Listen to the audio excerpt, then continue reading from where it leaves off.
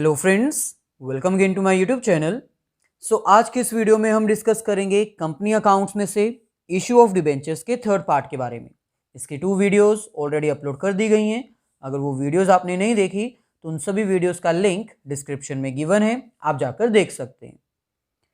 इस third part में आज हम डिस्कस करेंगे issue of debentures at premium के बारे में। विद न्यूमेरिकल एग्जाम्पल ये आपको एक्सप्लेन किया जाएगा कि अगर कंपनीज अपने डिबेंचर्स प्रीमियम पर इशू करती हैं, इन दैट केस क्या जर्नल एंट्रीज पास करनी होती हैं। स्टार्ट करने से पहले आपसे रिक्वेस्ट है कि अगर अब तक आपने हमारे सेपरेट चैनल इकोनॉमिक्स बाय जोली कोचिंग को सब्सक्राइब नहीं किया है तो उसको सब्सक्राइब कर दीजिए, ताकि इंडियन इकोनॉमिक्स डेवलपमेंट, मैक्रो या फिर माइक्रो इकोनॉमिक्स में से कोई भी वीडियो अपलोड की जाती है तो उसका लिंक, उसका नोटिफिकेशन आपको मिल जाए। हमारे न्यू चैनल का लिंक डिस्क्रिप्शन में गिवन है।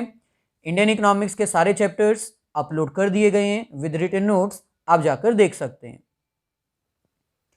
Issue of debentures at premium में सबसे पहले हमें यह पता होना चाहिए कि प्रीमियम होता क्या है। बेसिकली प्रीमियम का मतलब होता है extra value.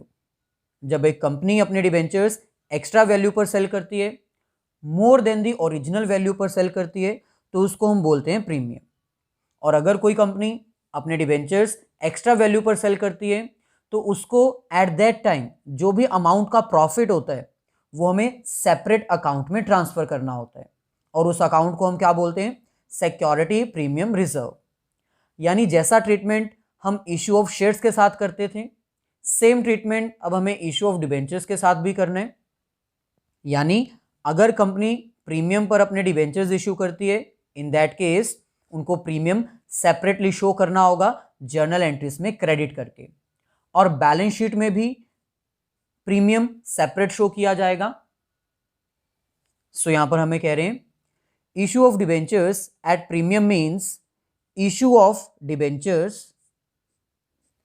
At some extra value, at some extra amount. जब एक कंपनी अपने डिबेंचर्स एक्स्ट्रा अमाउंट पर सेल करती है तो उसको हम बोलते हैं issue of debentures at premium. For example, अगर कंपनी के डिबेंचर्स की वैल्यू है 10 रुपीज़ और वो उसी डिबेंचर को 15 रुपीज़ में सेल कर रहे हैं, इन दैट केस जो अमाउंट एक्स्ट्रा की गई है कॉल, उसको हम क्या बोलेंगे? प्रीमियम। 5 रुपीज़ यहां पर हमारे पास क्या है? Premium amount. Issue of debentures at premium means issue of debentures at some extra amount which is more than the nominal value of the debentures। ये एक ऐसी अमाउंट होती है जो कि नॉमिनल वैल्यू, ओरिजिनल वैल्यू से ज्यादा होती है। Premium on issue of debentures is a capital receipt, hence it is credited to separate account. अगर कोई भी कंपनी अपने डिबेंचर्स एक्स्ट्रा वैल्यू पर सेल करती है, more than the original value से सेल करती है, इन दैट केस ये कंपनी का कैपिटल रिसिप्ट होता है, यानी कैपिटल नेचर का प्रॉफिट होता है। इसीलिए इसको सेपरेट अकाउंट में शो किया जाता है, that is security premium reserve. इसके लिए एक सेपरेट अकाउंट ओपन किया जाएगा और बैलेंस शीट में भी इस एक्स्ट्रा अमाउंट को सेपरेटली शो किया जाएगा सिक्योरिटी प्रीमियम रिजर्व में। नेक्स्ट इंपॉर्टेंट क्वेश्चन हमारे पास आता है utilisation of security premium reserve. यानी जो डिबेंचर्स इशू करने पर एक्स्ट्रा अमाउंट रिसीव हुई है, कंपनी उसको कैसे यूज कर सकती है और कहां पर यूज कर सकती है। कंपनीज एक्ट 2013 ने कुछ रिस्ट्रिक्शंस लगाई हैं for the usage of security premium reserve. यानी सिक्योरिटी प्रीमियम रिजर्व जो कंपनीज कलेक्ट करती हैं वो इन्हीं ट्रांजैक्शंस के लिए यूज किया जा सकता है। First is for writing of preliminary expenses. Preliminary expenses ऐसे एक्सपेंसेस होते हैं जो कंपनी को फॉर्म करने से पहले इंकर किए जाते हैं, जैसे कंपनी की फॉर्मेशन के लिए प्रोस्पेक्टस प्रिपेयर करना, रजिस्ट्रेशन करवाना, फीस पे करना, एडवर्टाइजमेंट करना। ये सब एक्सपेंसेस को राइट ऑफ करने के लिए सिक्योरिटी प्रीमियम रिजर्व को यूज किया जा सकता है। Second is for writing of expenses on the issue of debentures. Debentures issue करने के टाइम पर अगर कंपनी कोई एक्सपेंसेस बियर करती है तो उन एक्सपेंसेस को भी राइट ऑफ किया जा सकता है सिक्योरिटी प्रीमियम रिजर्व को यूज करके। Third is for redemption of preference shares और डिबेंचर्स एट प्रीमियम। कई बार प्रेफरेंस शेयर्स को और डिबेंचर्स को जब रीपेमेंट की जाती है, रिडेम्पशन मीन्स रीपेमेंट, सो जब प्रेफरेंस शेयर्स को और डिबेंचर्स को रीपेमेंट की जाती है एट दैट टाइम कई बार उनको एक्स्ट्रा अमाउंट पे करनी होती है। फॉर एग्जाम्पल, कंपनी ने 100 रुपीज़ के डिबेंचर्स इशू किए थे, लेकिन रीपेमेंट करने के टाइम पर हो सकता है उनको 110 रुपीज़ रीपे करने पड़े। So this is called premium on redemption. So redemption के टाइम पर, रीपेमेंट करने के टाइम पर अगर एक्स्ट्रा अमाउंट कंपनीज को पे करनी पड़ जाती है, इन दैट केस इस एक्स्ट्रा अमाउंट को राइट ऑफ करने के लिए सिक्योरिटी प्रीमियम रिजर्व को यूज किया जा सकता है। Fourth is for issue of fully paid bonus shares. Bonus shares कुछ ऐसे शेयर्स होते हैं जिसके अगेंस्ट कंपनीज अपने शेयर होल्डर से अमाउंट रिसीव नहीं करती। ये shares as a bonus issue किए जाते हैं। सो अगर कोई कंपनी अपने shares as a bonus issue करती है, in that case security premium reserve को यूज किया जा सकता है। And last is for purchase of own shares, यानी बाय बैक ऑफ शेयर्स। अगर कंपनी अपने शेयर्स रीपरचेज करना चाहती है, इशू करने के बाद अगर कंपनी ये डिसाइड करती है कि अब उनको अपने शेयर्स रीपरचेज करने हैं, एट दैट टाइम अपने शेयर्स को रीपरचेज करने के लिए सिक्योरिटी प्रीमियम रिजर्व को यूज किया जा सकता है। नेक्स्ट हमारे पास आता है issue of shares at premium. So अब हम इसके प्रैक्टिकल ट्राई करेंगे। फर्स्ट हमारे पास है with lump sum amount and second हमारे पास है विद इंस्टॉलमेंट अमाउंट। सो अगर वीडियो अच्छी लगी है तो प्लीज अभी इसको लाइक कर दीजिए और अपने सभी फ्रेंड्स के साथ शेयर कर दीजिए। पार्टनरशिप अकाउंटिंग, बिजनेस स्टडीज और इंडियन इकोनॉमिक्स डेवलपमेंट सभी वीडियोस का लिंक डिस्क्रिप्शन में गिवन है, आप जाकर देख सकते हैं। सो ये हमारे पास फर्स्ट क्वेश्चन में हमें कह रहे हैं Narayan Lakshmi limited invited application for issue of 7500 12% debentures of ₹100 each at a premium of 35 पर डिबेंचर्स। सो क्वेश्चन में हमें कह रहे हैं नारायण लक्ष्मी लिमिटेड ने 7500 डिबेंचर्स इशू किए, 12% डिबेंचर्स हैं, यानी ये 12% डिबेंचर्स को पे किए जाने वाला इंटरेस्ट रेट है। एक डिबेंचर की वैल्यू है 100 रुपीज, लेकिन डिबेंचर्स इशू किए गए हैं प्रीमियम पर और प्रीमियम है 35 rupees. The full amount was payable on application. जितनी भी अमाउंट कॉल की गई है वो एप्लीकेशन पर ही कॉल की गई है, यानी ये कौन सा केस है? Lump sum case. जब एक ही बार में सारी अमाउंट कॉल कर ली जाती है उसको हम क्या बोलते हैं? Issue of debentures at lump sum. So सबसे पहले हम यहां पर राइट डाउन कर लेते हैं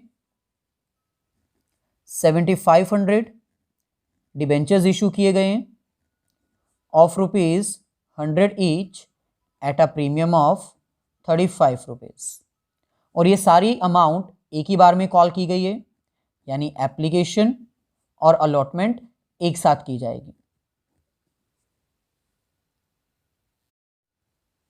सो ये हमारे पास फॉर्मेट जर्नल एंट्रीज को रिकॉर्ड करने के लिए फर्स्ट ऑफ ऑल यहां पर हेडिंग मेंशन कर देंगे।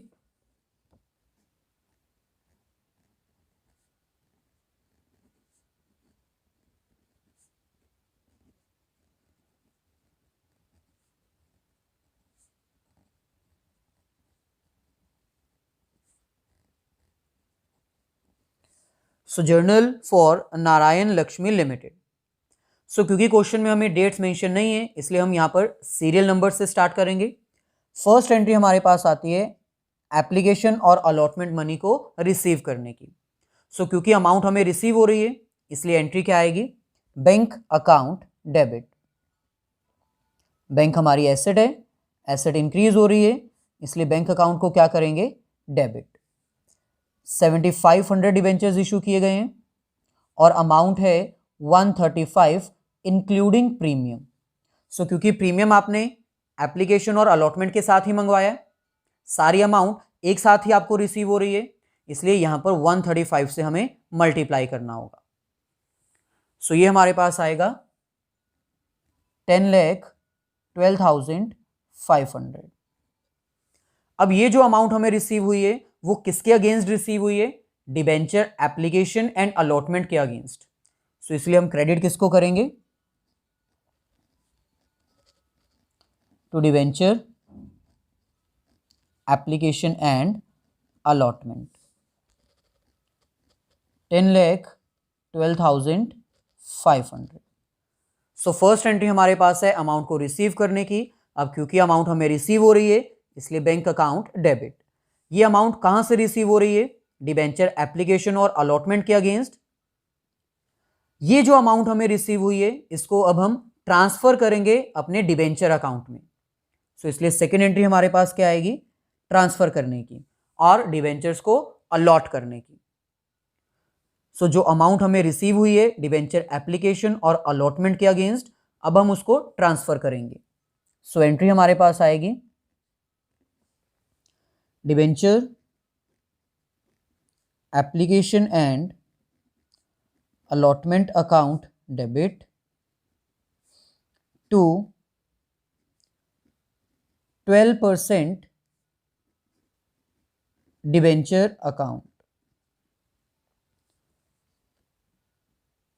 सो अमाउंट आएगी 10,12,500। अब आपको यहां पर पता होना चाहिए कि सिक्योरिटी प्रीमियम रिजर्व एक सेपरेट अकाउंट है। सेपरेट अकाउंट में वो आपको शो करना होगा और बिजनेस के पॉइंट ऑफ व्यू से वो इनकम है। 100 रुपीज़ वाला डिबेंचर 135 में सेल किया गया है। सो 35 रुपीज़ जो एक्स्ट्रा अमाउंट रिसीव हो रही है वो सिक्योरिटी प्रीमियम रिजर्व है, बिजनेस के लिए इनकम है। सो इसलिए वो भी हमें यहां पर शो करना होगा। सो इसलिए यहां पर हम क्या लिखेंगे? To security premium reserve. So total 7,500 debentures हैं। ओरिजिनल अमाउंट जो कि 100 रुपीज़ है वो हम ट्रांसफर करेंगे डिबेंचर अकाउंट में, दैट इज 7,50,000। और रिमेनिंग अमाउंट जो कि प्रीमियम है 35 रुपीज़, उसको हम ट्रांसफर करेंगे सिक्योरिटी प्रीमियम रिजर्व में। सिक्योरिटी प्रीमियम रिजर्व हम क्रेडिट इसलिए कर रहे हैं क्योंकि ये बिजनेस के लिए इनकम है। सो ये हमारे पास आएगा 2,62,500। सो साथ में आपको यहां पर नरेशन भी मेंशन कर देनी है।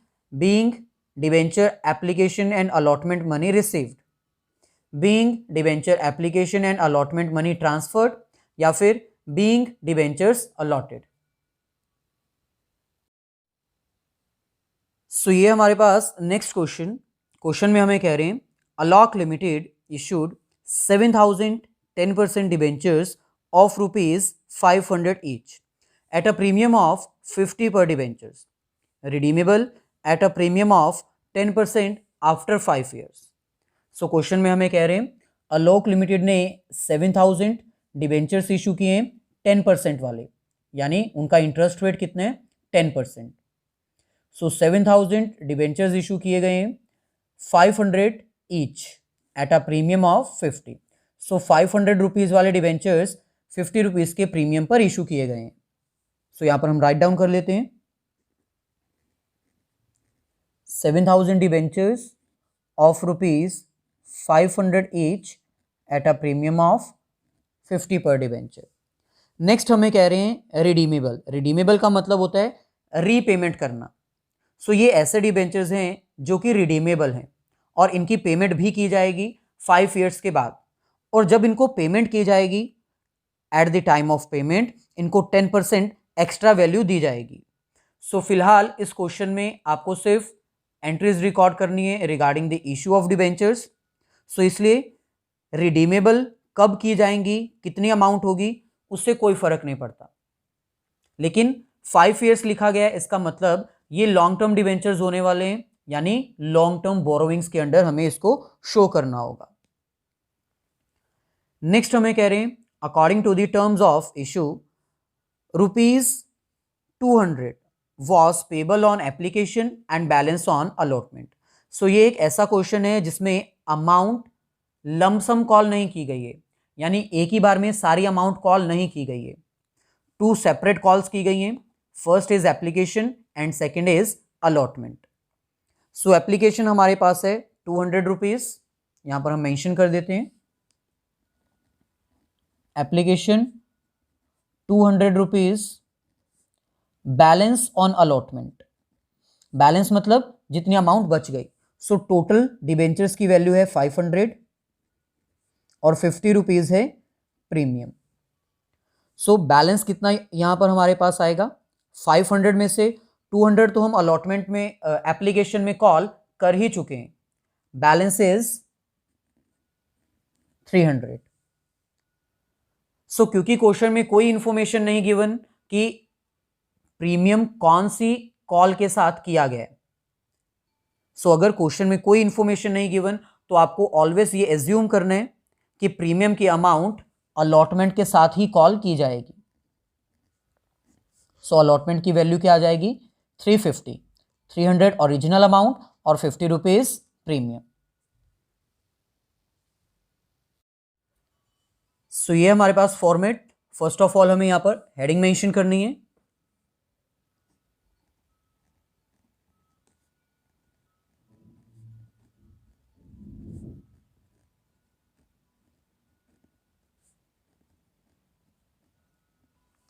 So journal for Alok limited, date particular, ledger folio, debit and credit. So question में हमें डेट्स मेंशन नहीं है, सो इसलिए हम यहाँ पर सीरियल वाइज नंबर मेंशन कर सकते हैं। फर्स्ट एंट्री हमारे पास आएगी अमाउंट रिसीव करने की, क्योंकि सबसे पहले जिन्होंने भी कंपनी में पैसा इन्वेस्ट करना है, जो भी पर्सन्स डिबेंचर्स को परचेज करने में इंटरेस्टेड हैं, वो सबसे पहले अमाउंट पे करेंगे। यानी फर्स्ट एंट्री हमारे पास क्या आएगी, एप्लीकेशन की मनी रिसीव करने की। सो क्योंकि अमाउंट रिसीव हो रही है इसलिए हम यहां पर क्या लिखेंगे, बैंक अकाउंट डेबिट। और ये अमाउंट हमें कहां से रिसीव हो रही है, डिबेंचर एप्लीकेशन के थ्रू। सो क्रेडिट किसको करेंगे, debenture application. So amount receive हो रही है, बैंक एसेट है, एसेट इंक्रीज हो रहा है इसलिए डेबिट कर दिया। और ये जो अमाउंट हमें रिसीव हो रही है वो कहां से रिसीव हो रही है, डिबेंचर एप्लीकेशन के थ्रू। सो इसलिए क्रेडिट करेंगे डिबेंचर एप्लीकेशन को। सो 7000 डिबेंचर्स इशू किए गए हैं और एप्लीकेशन है 200 रुपीज की। सो ये हमारे पास आ जाएगा 14 लाख।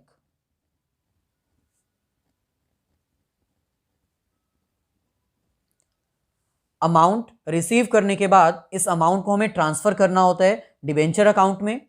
सो इसलिए सेकेंड एंट्री हमारे पास आएगी ट्रांसफर करने की। सो जो अमाउंट हमें रिसीव हुई है डिबेंचर एप्लीकेशन के थ्रू, अब उसी अमाउंट को हमें ट्रांसफर करना है। सो एंट्री आएगी डिबेंचर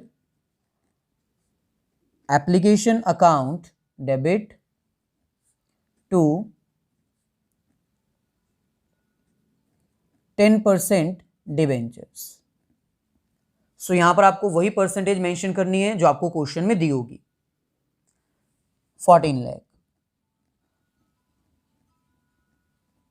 अब यहां पर हम 14 lakh full fledged amount mention कर सकते हैं क्योंकि प्रीमियम एप्लीकेशन के साथ नहीं मंगवाया गया, प्रीमियम अलॉटमेंट के साथ इंक्लूडेड है। सो अलॉटमेंट के टाइम पर ही हमें सिक्योरिटी प्रीमियम रिजर्व शो करना है और क्रेडिट किया जाएगा।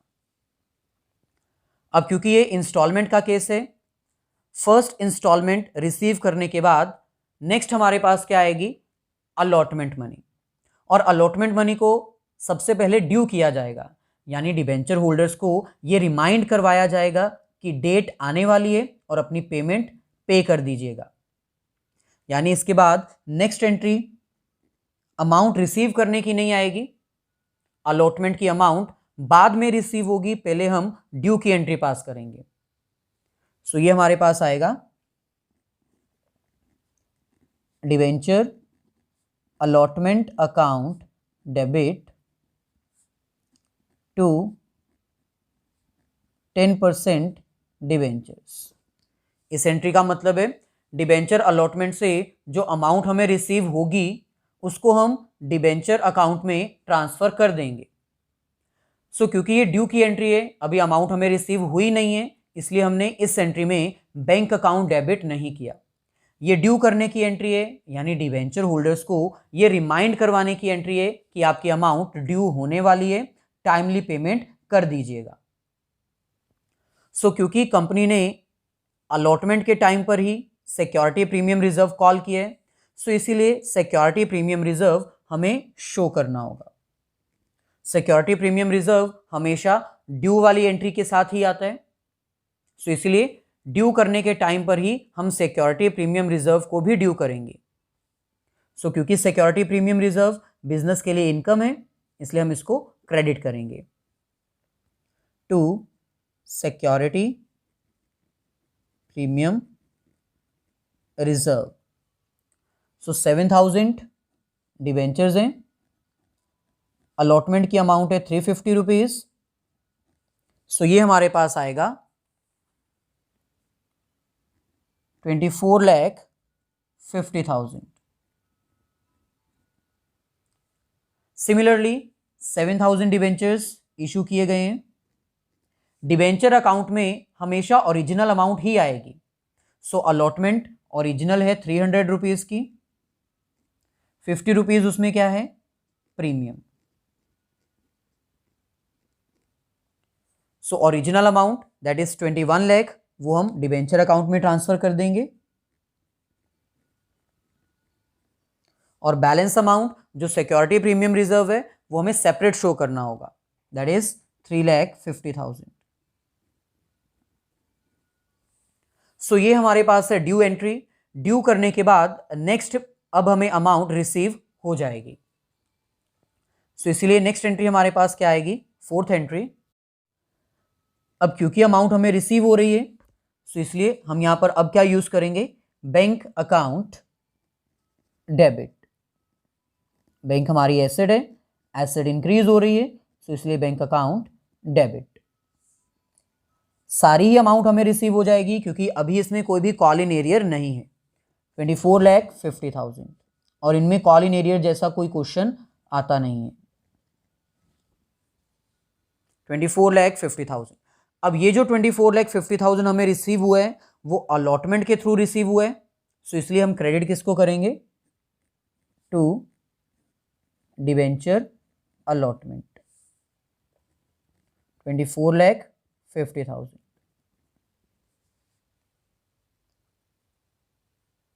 सो ये थी हमारे पास जर्नल एंट्री। अब इसके रिगार्डिंग बैलेंस शीट कैसे प्रिपेयर की जाएगी वो भी एक बार देख लेते हैं। अगर अब तक लाइक नहीं किए तो प्लीज वीडियो को लाइक जरूर कर दीजिए और अपने सभी फ्रेंड सर्कल में इसको शेयर कर दीजिए।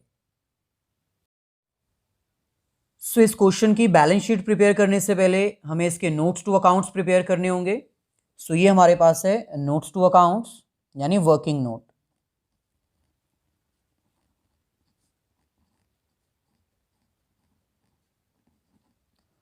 सो नोट्स टू अकाउंट्स में फर्स्ट हमारे पास आएगा रिजर्व एंड सरप्लस के रिगार्डिंग।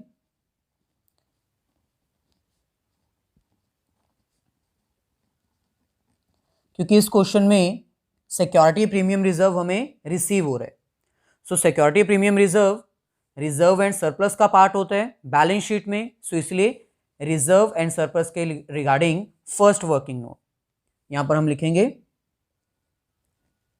Security premium reserve. सो जो अमाउंट हमें as a security premium reserve receive हुई है वो हम यहां पर मेंशन कर देंगे, दैट इज 3,50,000। सो यहां पर हम मेंशन कर देते हैं 3,50,000। नेक्स्ट वर्किंग नोट हमें प्रिपेयर करना होगा लॉन्ग टर्म बोरोइंग्स को लेकर।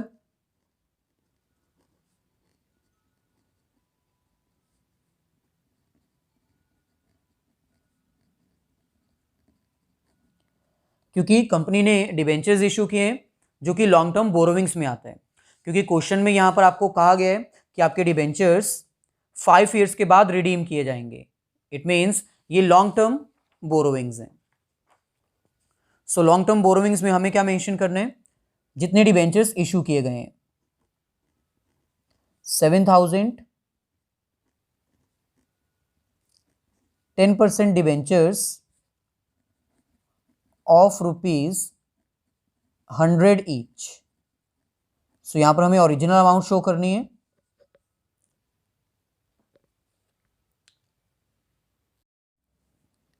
₹500 ईच, क्योंकि यहां पर हमारा डिबेंचर ₹500 का है। सो ये हमारे पास आएगा 35 lakh.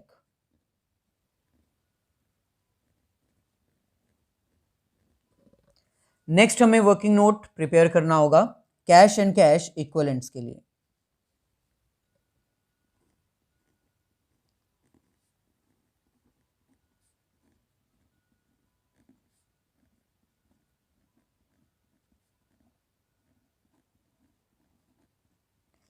Cash and cash equivalents में वो सारी अमाउंट आएगी जो हमें रिसीव हुई है डिबेंचर्स को इशू करने के टाइम पर।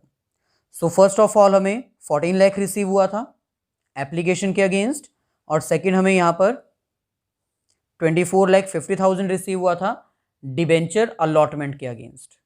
सो टोटल अमाउंट हमें यहां पर मेंशन करनी होगी।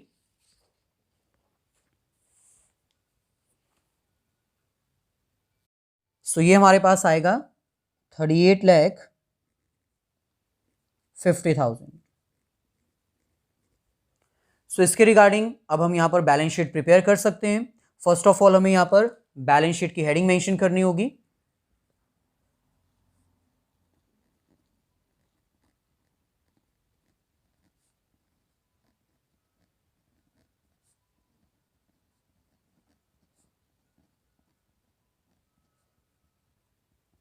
So balance sheet as at जो भी डेट हमें गिवन होगी वो यहां पर हम मेंशन कर सकते हैं।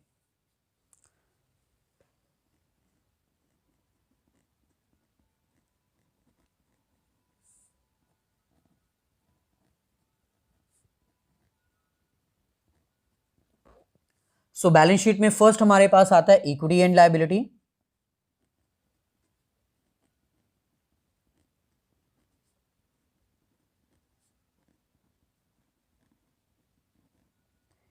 इक्विटी एंड लायबिलिटी में नेक्स्ट हमारे पास आता है शेयर होल्डर्स फंड, और शेयर होल्डर्स फंड हमें यहां पर शो करना होगा क्योंकि सिक्योरिटी प्रीमियम रिजर्व जो डिबेंचर्स को इशू करने के टाइम पर कंपनी को रिसीव हुआ है वो बोरोइंग्स का पार्ट नहीं होता, उसको हमें शेयर होल्डर्स फंड में ही शो करना होता है।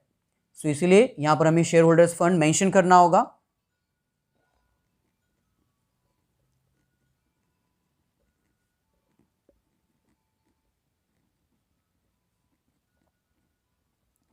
सो शेयर होल्डर्स फंड में रिजर्व एंड सरप्लस,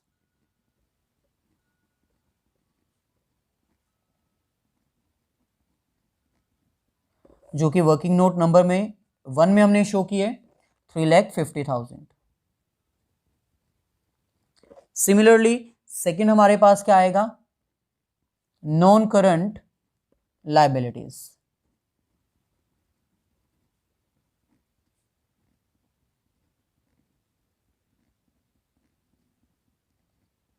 और नॉन करंट लायबिलिटीज में कंपनी के पास क्या है, लॉन्ग टर्म बोरोइंग्स,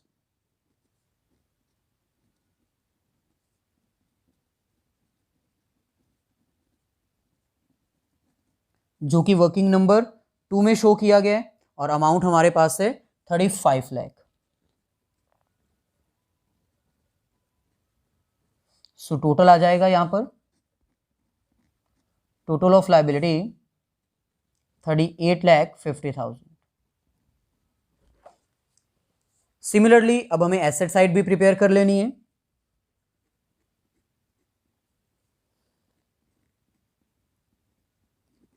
एसेट्स में फर्स्ट हमारे पास आता है non current assets then current assets.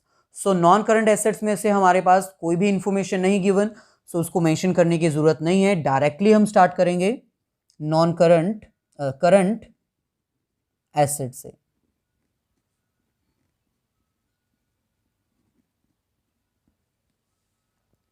So current assets में हमारे पास क्या गिवन है, कैश एंड कैश इक्विवेलेंट्स।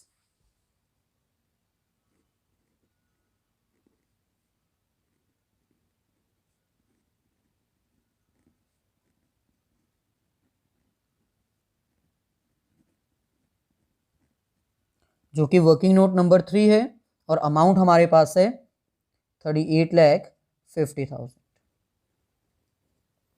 सो इसका भी टोटल हमारा सेम आएगा, मैच हो चुका है। इट मीन्स बैलेंस शीट हमारी मैच हो चुकी है। सो ये थी हमारी आज की वीडियो। अगर वीडियोस अच्छी लगी हैं तो प्लीज़ इसको लाइक कर दीजिए और अपने सभी फ्रेंड्स के साथ इसको शेयर कर दीजिए। हमारे सेपरेट चैनल इकोनॉमिक्स बाय जोली कोचिंग को ज़रूर सब्सक्राइब कर लीजिए, ताकि जितनी भी वीडियोस वहाँ पर प्रोवाइड की जाती हैं विद रिटन नोट्स, उसका नोटिस आपको वहाँ पर मिलता रहे। लिंक आपको डिस्क्रिप्शन में गिवन है।